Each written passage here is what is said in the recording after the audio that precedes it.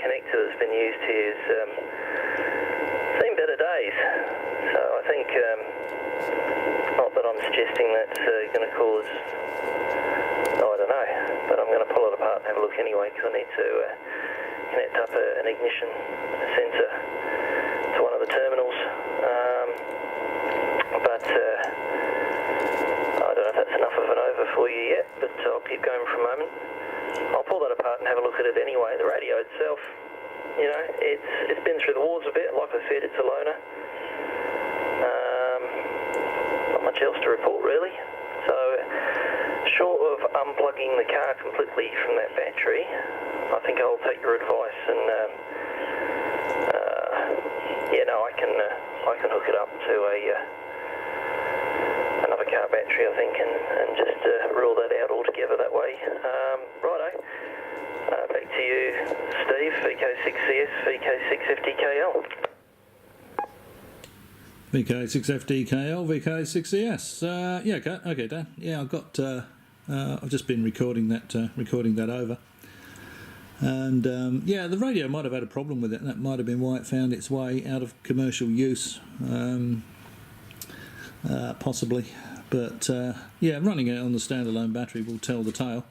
If it's still there on the standalone battery, then it's unfortunately it's going to be a radio. Okay, well I'll put it back to you, and I'll just stop recording, and I'll upload this video. VK6FDKL, VK6S. Thanks for that, Steve. I guess my main concern at the moment is that it's not an annoyance to other users of the repeaters, etc.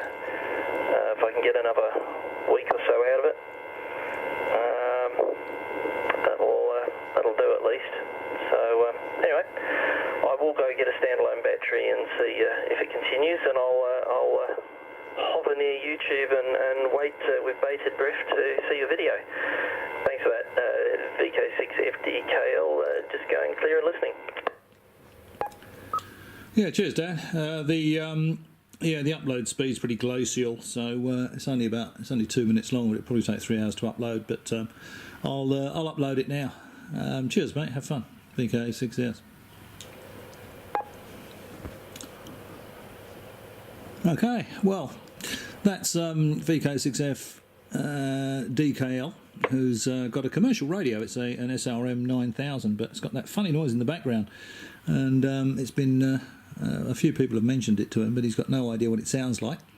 So I just thought I would record a couple of overs from him and put it on the channel so you can have a look at it and see what it sounds like. He says he can hear a whine when he's on receive as well, so I suspect it's probably going to be some sort of synthesizer problem within the radio. But you never know your luck.